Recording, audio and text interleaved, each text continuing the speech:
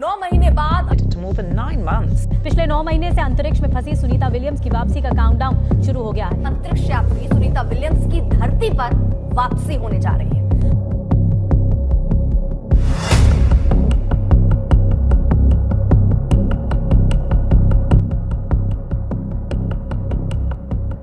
नौ महीने 9 दिन हम सब अपनी माँ की कोख में गुजार कर इस दुनिया में आते हैं, लेकिन सुनीता विलियम्स ने यही सफ़र 2 मरतबा दोहराया।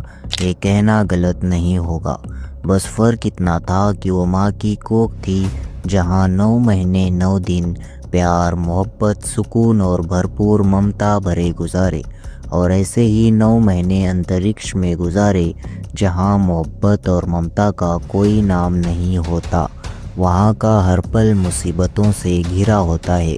जो सफ़र सिर्फ 8 दिनों का था, उसे 9 महीनों से ज़्यादा बीत गए। लेकिन आखिरकार भारत की बेटी सुनीता विलियम्स अंतरिक्ष से धरती पर पहुँच चुकी है।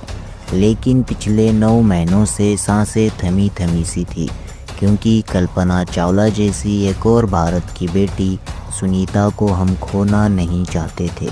तो क्यों गए थे, कैसे फंसे, वापस लाने की क्या कोशिशें की गई, और अंतरिक्ष से धरती पर कैसे पहुंची, ये सब आप जानना चाहते हैं तो इस वीडियो को देखिए आखिर तक। 5 जून 2024 को इस मिशन की शुरुआत हुई, जब सुनीता विलियम्स और उनके साथी बूच विल्मोर ने फ्लोरिडा के केप कैनेवरल से स्पेस के लिए उड़ान भरी। ये उड़ान थी स्टारलाइनर स्पेसक्राफ्ट की, जिसे नासा ने अपने क्रू टेस्ट फ्लाइट के लिए तैयार किया था, जिसका मकसद स्टारलाइनर को इंटरनेशनल स्पेस स्टेशन यानी ISS तक लेकर जाना था। वहाँ कुछ टेस्ट करने थे, फिर धरती पर 8 से 10 दिनों में लौट आना था। लेकिन जैसा सोचा था वैसा कुछ भी नहीं हुआ। स्टारलाइनर को एटलस V रॉकेट से अंतरिक्ष में भेजा गया था और उनकी लॉन्चिंग भी कामयाब हो चुकी थी। अगले दिन 6 जून 2024 को स्पेसक्राफ्ट ISS से जुड़ गया और प्लान के मुताबिक वो ISS पर कुछ टेस्ट करने वाले थे, जिसमें स्टारलाइनर के सिस्टम को चेक करना, उसकी परफॉर्मेंस को देखना और ये फाइनल करना कि फ्यूचर में लंबे मिशंस के लिए तैयार है या फिर नहीं, और इसके बाद उसी स्टारलाइनर में ही वापस धरती पर लौटने वाले थे। लेकिन यहीं से किस्मत ने साथ छोड़ दिया। वापसी के वक्त स्टारलाइनर में ऐसी दिक्कतें आई जिन्होंने पूरे मिशन को ही बदल दिया। सबसे पहले स्टारलाइनर के थ्रस्टर्स में प्रॉब्लम देखने को मिली। थ्रस्टर्स छोटे छोटे इंजन होते हैं जो स्पेसक्राफ्ट को सही डायरेक्शन और उसकी पोजीशन को कंट्रोल करने का काम करते हैं। पूरे 28 थ्रस्टर्स थे, जिनमें 5 खराब पाए गए। ये कोई बड़ी बात नहीं थी, क्योंकि स्पेसक्राफ्ट में बैकअप सिस्टम होता है।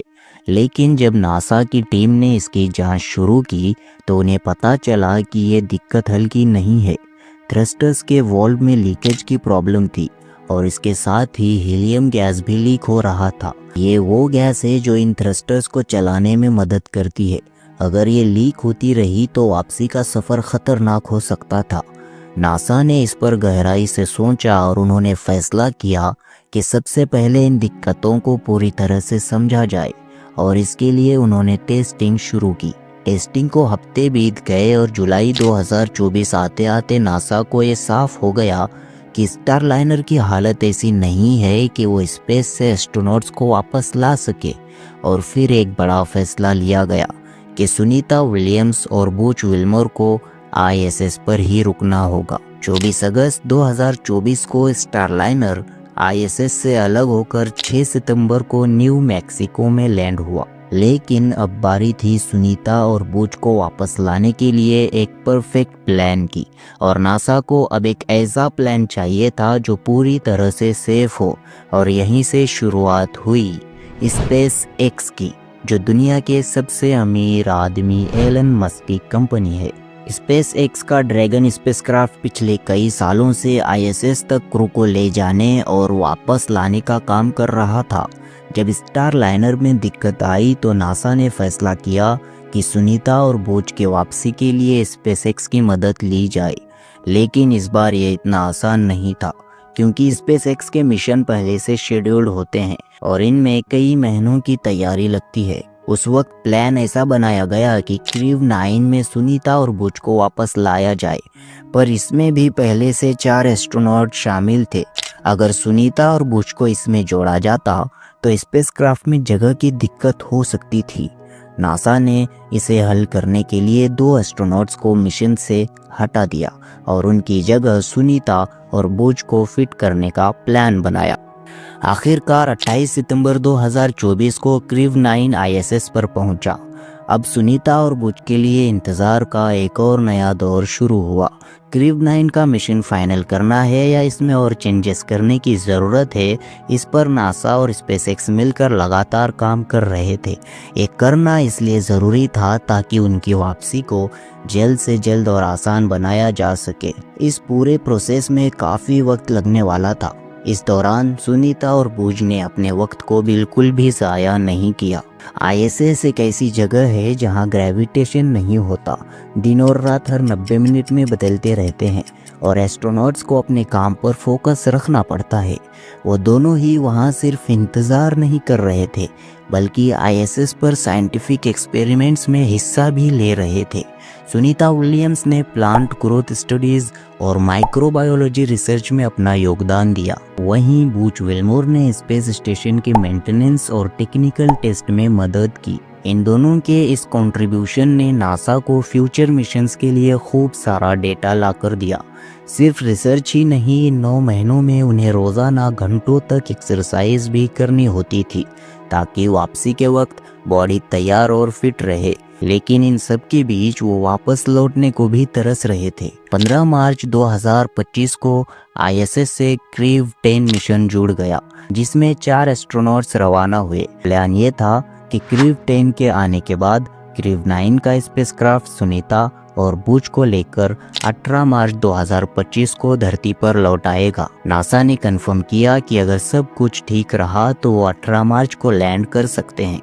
नासा ने सिस्टम थ्रस्टर्स, पैराशूट्स और हीट शील्ड को बारीकी से चेक किया और 17 मार्च 2025 तक सारी तैयारियां पूरी कर दी गई। अब कुछ घंटों का इंतज़ार बचा था जब सुनीता और बुच फिर से धरती की मिट्टी को छूने वाले थे। 18 मार्च को स्पेसक्राफ्ट ISS से अलग हुआ और इसे धरती पर पहुंचने में 17 घंटों का लंबा वक्त लगा। बुधवार 3:27 पर 4 एस्ट्रोनॉट्स को ड्रैगन कैप्सूल ने फ्लोरिडा के समंदर में लैंड करवाया। जब कैप्सूल धरती के वायुमंडल में एंट्री किया तो कम्युनिकेशन ब्लैकआउट हो गया था, जो कि करीब 3:20 पर फिर से शुरू हुआ।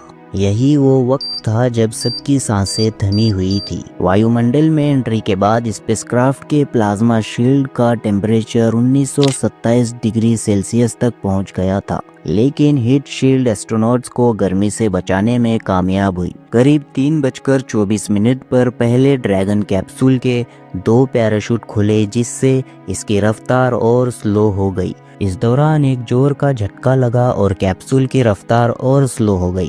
इसके बाद 2 और पैराशूट खुले। जिस वक्त ड्रैगन कैप्सूल समंदर में उतरा, उसके ठीक बाद ही पानी में कैप्सूल के चारों ओर डॉल्फिन चक्कर लगाती दिखी। मौके पर मौजूद रिकवरी टीम फास्ट बोट से कैप्सूल तक पहुंची और पैराशूट को हटाया।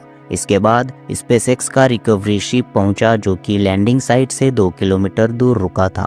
इसके बाद रस्सियों के सहारे कैप्सूल को शिप में लाया गया। फिर ड्रैगन का साइड हैच खुला और सारी दुनिया इनकी झलक का इंतज़ार करने लगी। इसके बाद नासा के लाइव फोटोज़ के ज़रिए दुनिया भर के लोगों ने सुनीता विलियम्स और बुच विल्मोर को बाहर निकलते देखा। ड्रैगन कैप्सूल से निकलने के ठीक पहले सुनीता विलियम्स और बुच विल्मोर ने कैमरे की ओर हाथ दिखाकर खुशी जाहिर की। स्पेस में करीब 286 दिन बिताने के बाद सुनीता और बुच ने धरती पर ताज़ा हवा में सांस ली। इसके बाद उन्हें बॉडी चेकअप के लिए भेजा गया। सुनीता विलियम्स के सब्र और हौसले को पूरी दुनिया सलाम कर रही है। उनके ज़रिए किए गए 150 साइंटिफिक रिसर्च फ्यूचर में कई मिशंस को आसान बना सकते हैं। इस मिशन को कामयाब बनाने वाली एलन मस्क की कंपनी स्पेसएक्स की पूरी दुनिया ने तारीफ़ की। आपसे उम्मीद है इस वीडियो को लाइक और हमारे चैनल को ज़रूर सब्सक्राइब करेंगे। फिर मिलेंगे, तब तक अपना ख्याल रखें।